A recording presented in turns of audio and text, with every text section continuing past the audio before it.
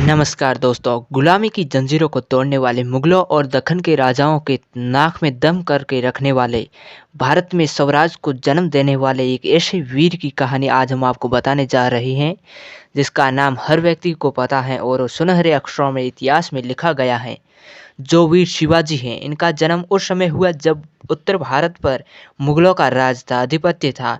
जिस समय हिंदू धर्म खतरे में था, उस समय एक सिंगारी दक्षिण भारत में थी जो मराठा में जन्मे छत्रपति वीर शिवाजी थे, जिनका राज्य भले ही छोटा था, लेकिन सभी लोगों में हिंदवी स्वराज की भावना उत्पन्न की। आज उस वीर की कहानी बताने जा रहे हैं, जो पूरे भारत में सभी लोग आदर सत्कार करते हैं उनका। वो आज भी लोगों के मन में जिंदा है। लोग इन्हें देवताओं की तरह पूजते हैं, उनके नाम की वजह से नहीं, बल्कि उनके कर्मों की वजह से। उस वीर का नाम छत्रपति शिवाजी भोंसले है। अगर आपको ये वीडियो पसंद आए तो वीडियो को लाइक कीजिए और चैनल को सब्सक्राइब करें, ताकि आपके लिए हम उससे भी अच्छा बेहतर वीडियो बना सके। आज का वीडियो में शिवाजी छत्रपति पर बनाएंगे। मराठा साम्राज्य में छत्रपति शिवाजी का जन्म 20 अप्रैल 1627 ईस्वी में शिवनेर के दुर्ग में हुआ था। इनके पिता का नाम शाहजी भोंसले और माता का नाम जीजाबाई था, जो शिवाजी की मार्गदर्शक या शिक्षिका रही थी।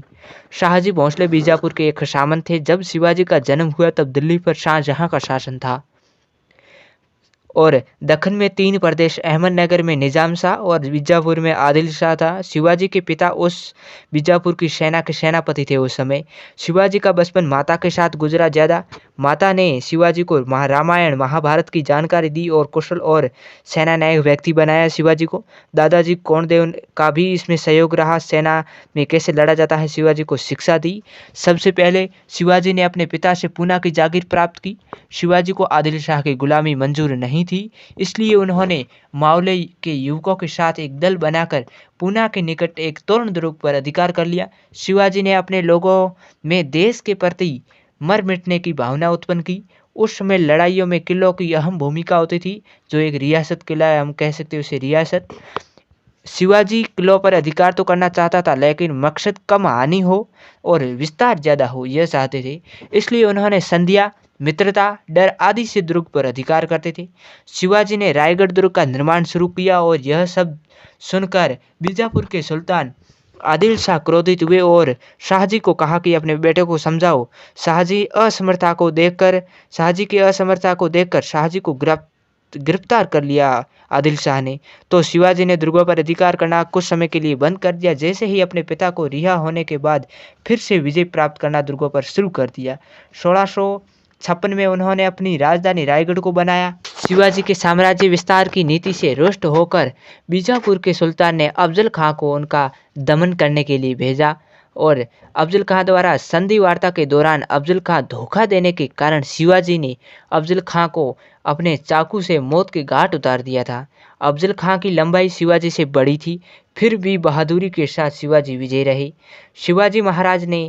शिवाजी महाराज के दक्कन से काफ़ी प्रभाव को देखकर चिंतित मुगल औरंगजेब, जो पहले अपने पिता शाहजहां को जो कैद करके बैठा था, उसने शाइस्ता खां को शिवाजी को मारने के लिए भेजा और शाइस्ता खां ने शिवाजी के केंद्र स्थल पूना पर अधिकार कर लिया। लेकिन शिवाजी ने जल्द ही शाइस्ता खां के शिविर पर रात्रि को चढ़ाई कर शाइस्ता खां को पुत्र और शाइस्ता खां की 3 अंगुलियों को काट दिया और यह गंवाकर शाइस्ता खां को भागना पड़ा।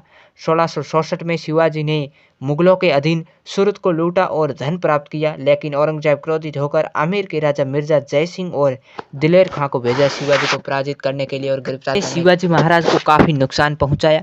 यह देखकर शिवाजी महाराज ने जय सिंह के साथ 1665 में पुरंदर की संधि कर ली, जिससे शिवाजी 35 दुर्गों में से 23 दुर्ग मुगलों को सौंप दिया, औरंगजेब को वापस कर दिए। और इस बीच औरंगजेब ने शिवाजी को आगरा बुलाया और शिवाजी गए वहां। तो शिवाजी अपना अपमान समझकर शिवाजी के साथ अपमान किया गया।